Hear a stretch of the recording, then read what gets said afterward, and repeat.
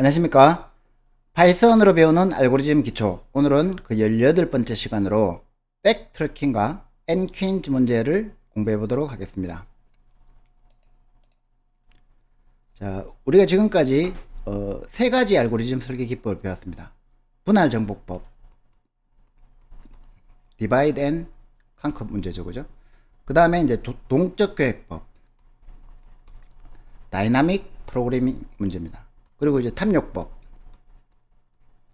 그리디 어프로치 문제입니다. 그죠? 이 뭐 세 가지가 사실은 알고리즘에서 그 가장 중요한 위치를 차지하고 있는 3대장이라고 할 수가 있고, 이제부터 배우게 될 백트래킹과 분기 항정 이런 것들은 이제 조금 어렵긴 하지만 굉장히 유용한 해결책을 가지고 있는 알고리즘 설계 기법입니다. 자, 먼저 대추적 백트래킹이란 무엇인가?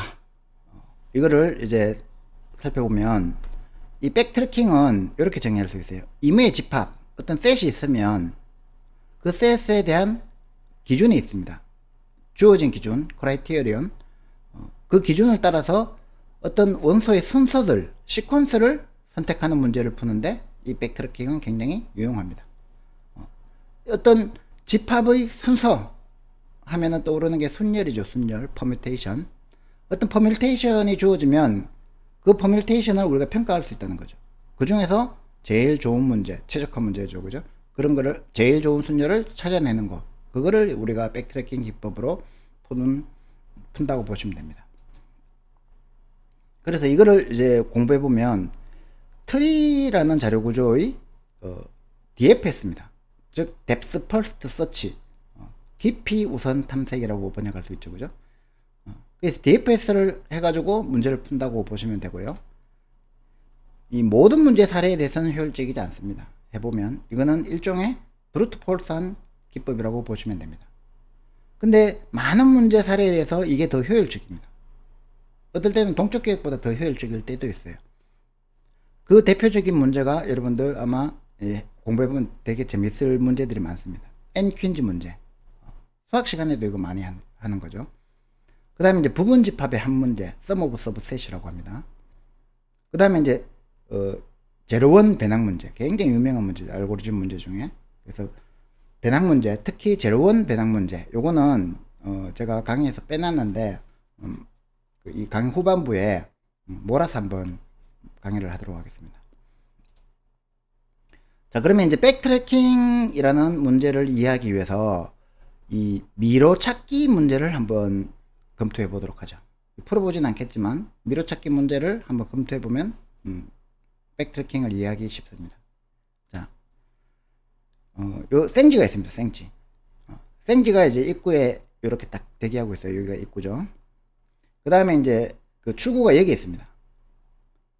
그리고 0으로 되어 있는 거는 이렇게 0으로 되어 있는 거는 길이고 1로 되어 있는 거는 이제 벽이라고 보시면 됩니다. 벽이 이렇게 있는 거죠. 이렇게. 이렇게 벽이 이렇게 있는 겁니다. 자, 이런 미로가 주어졌을 때 이 생지가 이 출구를 찾아 나갈 수 있는 방법이 뭘까요? 이렇게 이제 가서 갈 수 있는 길을 모두 탐색해 보면 이쪽으로 갈 수 있죠. 이쪽으로 갈 수 있고, 이쪽으로 갈 수 있고, 이쪽으로 갈 수 있고. 자, 근데 여기서 갈림길을 만났습니다. 그죠? 갈림길을 만났으면 어떻게 해야 돼요? 아무거나 먼저 순서대로 선택해 보면 되죠. 갈림길에서 이제 요렇게 또 요렇게 가면 이제 선택의 폭이 하나밖에 없으니까 상하 좌우로만 갈 수 있다고 가정한 겁니다. 자, 여기서 또 갈림길을 만났어요. 그러면 이제 또 오른쪽으로 먼저 한번 가봅니다. 아, 근데 이제 더 이상 갈 길이 없죠. 여기 이제 막다른 길을 만났습니다.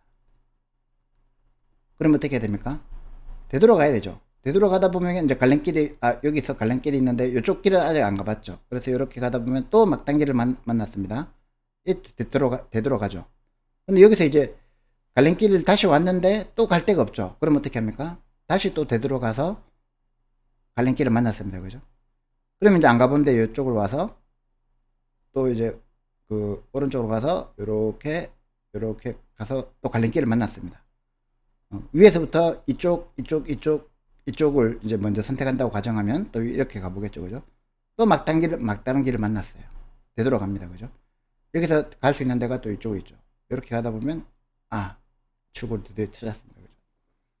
만약에 출구가 여기면, 여기서 막다른 길이니까 또 쭉 되돌아가서 여기서 이쪽으로 가보고 찾았네. 이렇게 되겠죠. 그죠? 자, 이런 식으로 쭉 가다가 막다른 길을 만나면 되돌아가는 거.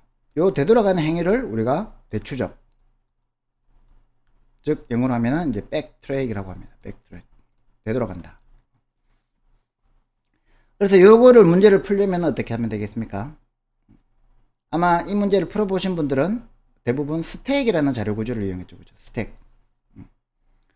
요 길을 스택에 쭉쭉 쌓아 나갑니다. 스택에 쭉쭉 쌓아 나가다가 쭉 가다가 이렇게 스택에서 막다른 길을 만났어. 그럼 되돌아가는 걸 어떻게 하냐면 이제 팝을 하죠. 팝. 푸시를 하면서 가다가 팝을 해서 되돌아와서 다시 또 푸시했다가 팝을 하고 또 팝해서 여기까지 와서 또 푸시해서 이렇게 푸시 팝 푸시 끝났네. 그러면 이제 스택에는 요 길이 쌓여 있겠죠. 그죠? 스택에 지금 쌓여 있는 건 여기서 이쪽으로 갔던 거는 다 팝되고 없으니까 요 길이 남아 있겠죠. 그래서 지금 스택에 쭉 쌓여 있는 이거를 이제 쭉 역선으로 출력을 해주면 경로를 찾은 겁니다. 그죠? 이렇게 이제 아마 요 문제를 풀어보신 분들은 스택이라는 자료 구조를 이용해서 많이 풀어봤을 겁니다.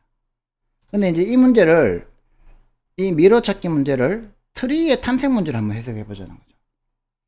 자, 여기 엔트런스를 루트 노드로 해석을 합니다.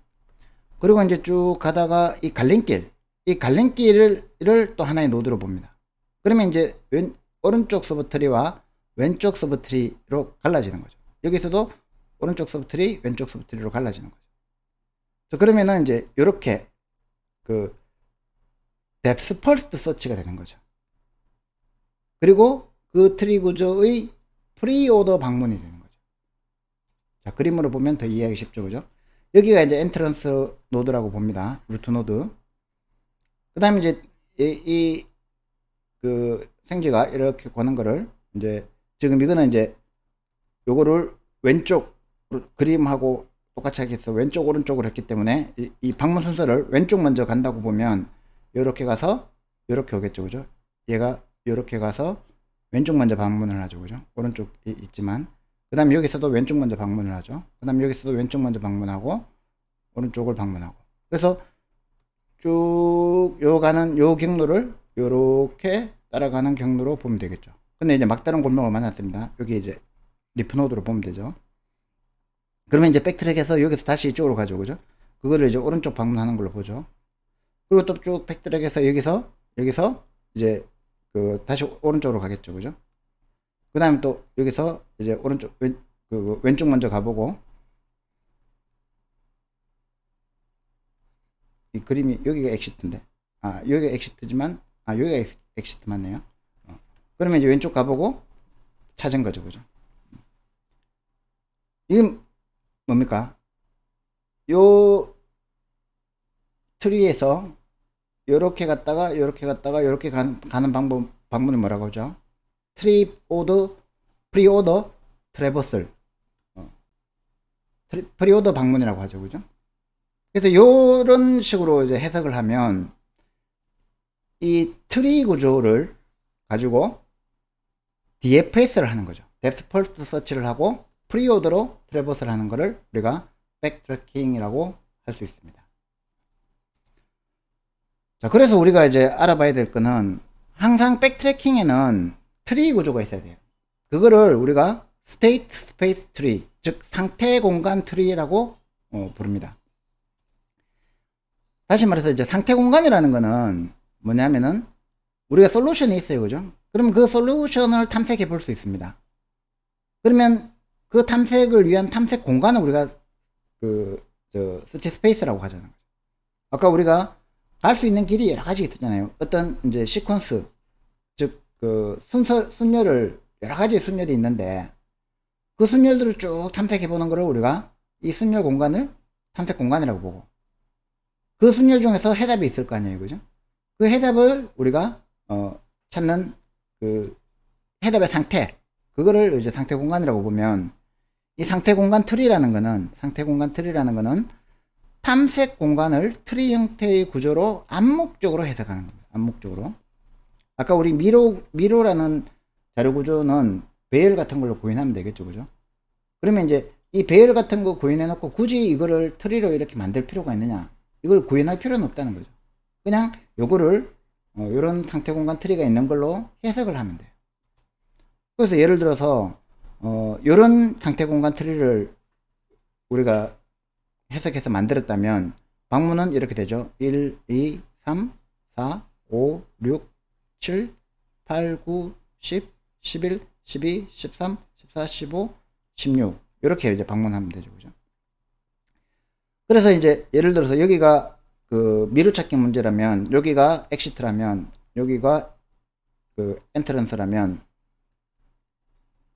여기가 입구고 여기가 출구라면 쭉 방문하다가 여기 와서 출구 찾았네, 끝, 이렇게 하면 되죠. 근데 만약 문제를 최적화 문제를 바꾸려면 모든 경로 중에서 최단 경로를 찾아라, 미로 찾기 중에서 최단 경로를 찾아라, 그러면은 이제 여기서 끝낼 수 있습니까? 못 끝내죠, 그죠? 다른 길이 있을지도 모르잖아요. 그래서 되돌아갔다가 또 갔다가 갔다가 다 가봐야 되죠. 그래서 여기까지 오면 끝나는 겁니다. 예를 들어서 엑시트 한 게 아니고 여기도 엑시트 있을 수 있잖아요, 그죠? 그러면 이제 여기 왔을 때의 이 경로, 요게 이제 경로가 되겠죠, 그죠? 요 경로의 길이 혹은 걸리는 시간, 그 다음에 여기 왔을 때의 경로의 길이, 걸리는 시간, 이런 거를 우리가 판단해야 된다. 그래서 백트래킹을 하려면 만약에 이게 최적화 문제라면, 옵티마이제이션 문제라면 모든 상태 공간 트리를 다 방문해야 되죠. DFS로 모두 방문해야 됩니다. 그죠? 그래서 이제 백트래킹 기법이라는 것은 어떻게 구성되어 있는지 아시겠죠? 자, 어떤 문제가 주어지면 그 문제의 해답 공간을 우리가 상태 공간 트리로 해석을 합니다. 그리고 그거를 깊이 우선 탐색으로 탐색을 합니다. 이거를 그냥 상태 공간 트리 만들어서 깊이 우선 탐색으로 전체 탐색을 하면 그거는 단순 무식법이 되는 거예요. 단순 무식법. 뭐냐면 브루트 포스한 방법이 되는 거죠. 그런데 방문 중인 노드에서 더 하위 노드로 가면 해답이 없다는 걸 내가 알 수가 있어요. 이제 우리가 문제를 풀어보면 거기서 여기선 더 이상 가봤자 가망 없어, 이렇게 판단할 수 있는 방법이 있다는 거죠. 그러면은 그 해당 노드의 하위 트리는 더 이상 방문할 필요 없죠. 가망이 없는데 뭐. 그래서 부모 노드로 들어갑니다. 즉 백트랙을 하는 거죠. 대추적을 하는 겁니다. 요게 이제 백트래킹 기법의 핵심이 되는 거예요. 요걸 가지고 우리가 효율적인 알고리즘을, 이피션트한 알고리즘을 구현할 수가 있는 거예요. 자, 그래서 이제 중요한 건 뭐냐면 이 유망하다는 거, 프라미싱 하다는 거, 어떤 노드가 상태 공간 트리에서 더 이상 가봤자 소용이 없다, 난 프라미싱 하다, 유망하지 않다, 그 다음에 여기서는 더 가도 그 유망하기 때문에 해답을 발견할 수 있다, 그거를 이제 판단하는 요게 중요한 거죠. 유망함, 프라미싱. 그래서 어떤 방문 중인 노드에서 서브트리, 즉 하위 노드에 해답을 발견할 가능성이 있으면 프라미싱 하다. 반대로 하위 노드에서 더 이상 해답을 발견할 가능성이 없는 게 확실하다, 그러면 이제 난 프라미싱 한 거죠. 유망하지 않아요. 그러면 이제 뭘 할 수 있냐면은 가지치기를 할 수 있다는 거죠. 그거를 이제 프로닝이라고 합니다. 이 백트래킹의 기본적인 기법이 서치 스페이스 트리, SST를 만든 다음에, 스테이트 스페이스 트리를 만든 다음에 그걸 DFS로 탐색하는 거고, 그 다음에 이제 이 방문 중인 현재 노드가 프라이미싱 한지 안 한지, 유망한지 안 한지를 우리가 체크한 다음에, 그 다음에 유망하지 않으면 분모 노드로 그냥 되돌아가겠다는 거죠.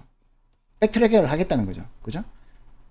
그러니까 이렇게 백트랙을 해버리면 그 하위 노드는, 서브트리는 방문 안 하잖아요. 그걸 우리가 이제 프루닝이라고 부르잖아요. 그래서 유망하지 않으면 하위 트리를 가지치기 해버리고 더 이상 방문하지 않겠다라는 것이고, 가지치기 한 이 상태들을 이제 프룬드 스테이트, 즉 방문한 노드의 방문하지 않은 하위 트리를 우리가 프룬드 스테이트라고 부릅니다. 자, 그러면은 이제 백트래킹 알고리즘의 핵심은 여러분들이 다 이해를 하신 거예요. 체크노드라는 이 함수만 있으면 되는 거예요. 이 체크노드라는 함수는 현재 방문 중에 노드 V를 받아가지고 이 U는 V의 모든 자식 노드입니다. 만약에 현재 이 V가, 현재 방문하고 있는 이 V가 프라미싱 하다면, 유망하다면, 즉 하위 노드에 솔루션이 있을 가능성이 있다면 방문하면 되죠. 없다면 끝나는 거죠.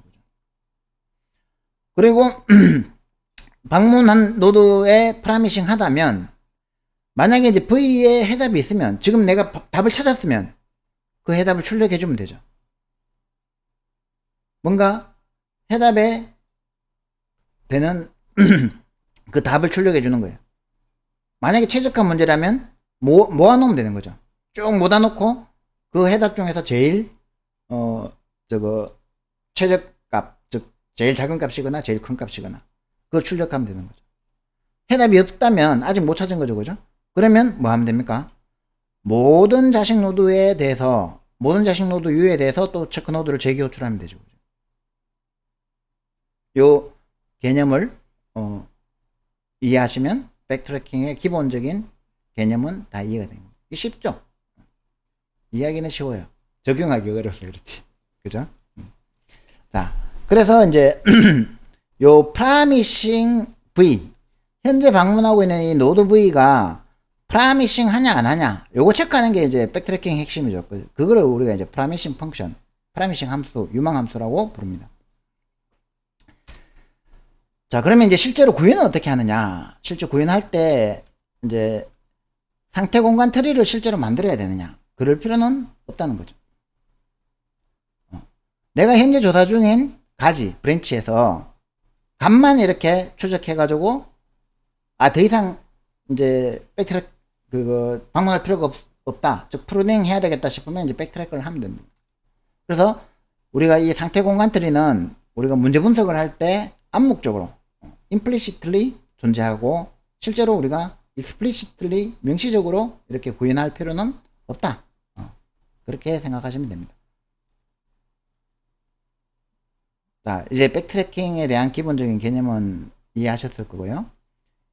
이 백트래킹의 대표적인 문제 사례가 이제 n퀸즈 문제입니다. n퀸즈 문제는 원래 이제 수학에서 수학 퍼즐로 8퀸즈라는 문제가 이제 시작해가지고, 이거를 그러면 일반화 시켜보자. 꼭 8퀸즈만 풀 필요 뭐 있냐. 그래서 n퀸즈라고 해가지고 n by n 체스보드에 n개의 퀸을 배치해보자는 거죠. 그래서 우리가 이제 여러분들 중에 체스 뜰 줄 아는 사람 있는지 모르겠지만, 서양 사람들은 이제 체스를 잘 뜨잖아요. 그죠? 많이 우리 바둑 두듯이. 이 퀸이 있으면, 이 퀸은 이 같은 행에 있는 거나 같은 열에 있는 거를 다 잡아먹을 수 있어요. 그리고 대각선에 있는 것도 다 잡아먹을 수 있어요. 이렇게. 그러니까 우리가 장기로 치면 차는 바둑판에, 장기판에 끝까지 갈 수 있죠. 그죠? 근데 얘가 대각선도 갈 수 있다고 생각합니다. 그러면 이제 어떠한 퀸도 다른 퀸에 의해서 잡아먹히지 않도록 배치를 해야 되는 거예요. 그냥 배치하려고 하면은 뭐 쉽잖아요. 그죠? 안 잡히도록 배치하려면은 어떻게 해야 되느냐. 다시 말하면, 같은 행, 같은 열, 같은 대각선에는 다른 퀸을 놓을 수가 없겠죠. 그러면 이제 다른 퀸을 놓지 않도록 배치하는 방법이 뭐가 있을까? 이걸 고민하는 거예요. 자, 그래서 이제 만약에 4퀸즈 문제면은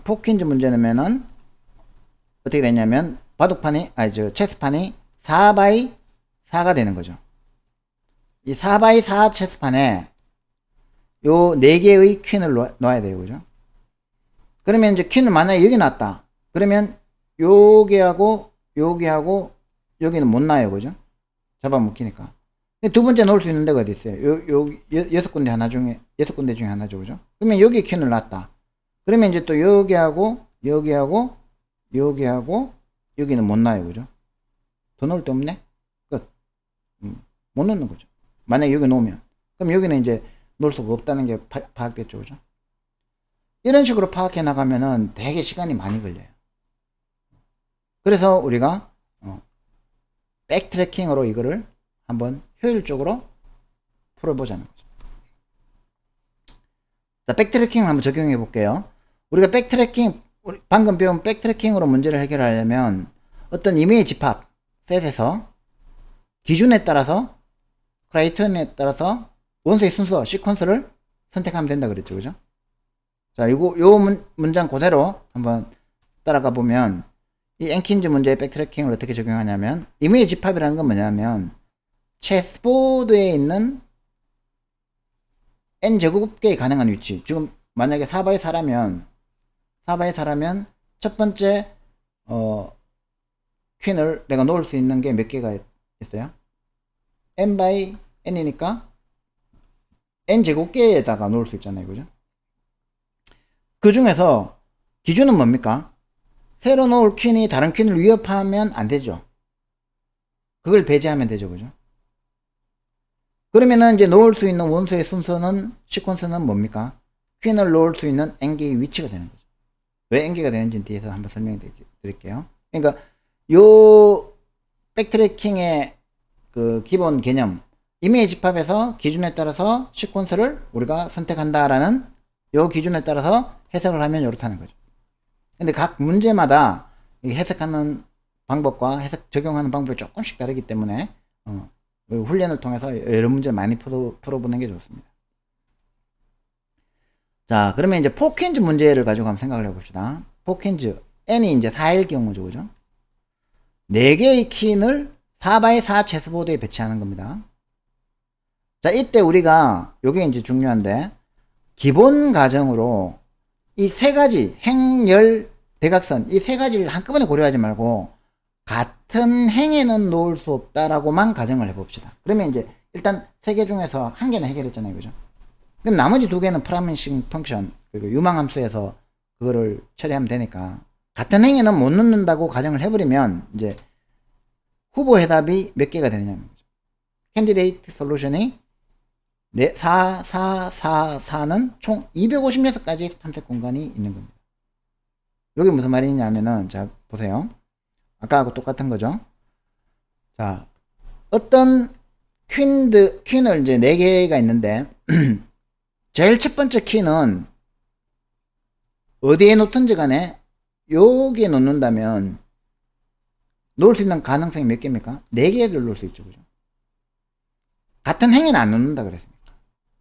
4개를 놓을 수 있고, 여기에도, 그럼 이제 아무거나 그 4개 중에 하나를 골라서 나왔어요. 경우의 수가 4죠. 그죠?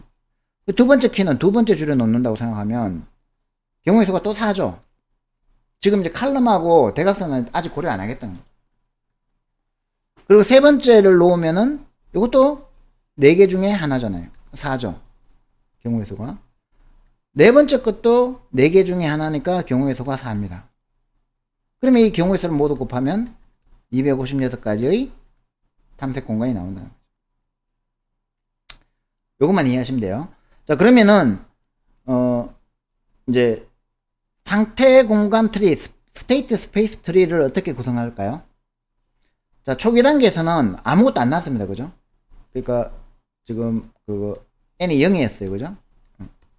m이라고 할까요? n 퀸즈 m, 이제, 현재 보드에 놓은 개수가 m이 0일 때는 아무것도 안 났어요. 그죠? 그러면 이제 첫 번째 첫 번째 행에 첫 번째 칸에 놓는 거를 1,1이라고 표현해 봅시다. 이게 이제 서브 트리가 되겠죠. 첫 번째 행에 두 번째 열에 놓는 거를 1,2라고 해봅시다. 첫 번째 행에 세 번째에 놓는 거를 1,3이라고 해봅시다. 첫 번째 행에 네 번째 칸에 놓는 거를 1,4라고 해봅시다. 그러면 이제 요 상태가 되면 m이 1이 된 거죠. 그죠? 한 개 놓은 거죠. 그죠? 첫 번째 줄에. 한 개 놨으면 두 번째 줄에 놔야 되죠. 그러면 이제 2,1, 2,2, 2,3, 2,4가 되니까 이게 m 이퀄 이제 2가 되는 거죠. 두 번째 줄에 또 한 개 놨어요. 그죠? 그럼 세 번째 줄에 또 한 개 놓고 네 번째 줄에 한 개 놓고. 자, 이렇게 하면은 예를 들어서 요 스페이스를 따라서 여기까지 가면 어떻게 되는 겁니까? 요 체스보드에서 이렇게 놓은 거죠. 물론 틀렸지만 우리가 틀렸다는 거 쉽게 알 수 있지만 컴퓨터는 모르잖아요. 그러니까 틀렸지만 여기 이렇게 되는 거고, 만약에 여기서 이제 요렇게 따라오면 어떻게 돼요? 첫 번째는 1,1에 놓고, 두 번째는 2,1에 놓고, 세 번째는 3,3에 놨으니까 여기 놓고, 이게 만약에 4,4에 놨다 하면 여기 놓고, 이렇게 놨다는 거죠. 그죠? 그러면 이제 이 상태 공간 트리에 리프 노드가 몇 개겠어요? 이게 256개가 된다. 이해되시죠? 4 곱하기 4 곱하기 4 곱하기 4니까 총 리프 노드의 개수는 256개다. 자, 그래서 이제 보시다시피 여기 이제 iJ로 하면 요게 이제 무슨 뜻이냐면 i번째 행에 j번째 열의 칼럼에 어떤 퀸을 놨다는 뜻이에요. 그러니까 이제 i번째 행, j번째 열, 그러니까 1,1에다가 놓고 2,3에다 놓고 3,2에다 놓고 4,1에다 놓고 이렇게 이제 우리가 스페이스 트리, 상태 공간 트리를 구성했어요. 그죠? 그러면은 여기서 이제 그 어려운 거는 이거죠. 프루닝을 어떻게 할래? 그 다음에 프라미싱 하다는 걸 어떻게 고를래? 같은 얘기죠. 그죠? 자, 내가 S에서 이제 아무것도 없는 상태에서 1, 2를 나왔어요. 그죠? 1, 2를 나왔어요. 그러니까 요 체스보드에서 1, 2를 나왔어요. 그 다음에 2, 1로 가면 어떻게 됩니까? 2, 1로 가면 이거 잡아먹네. 그럼 이 밑에 거 갈 필요 있습니까? 없습니까?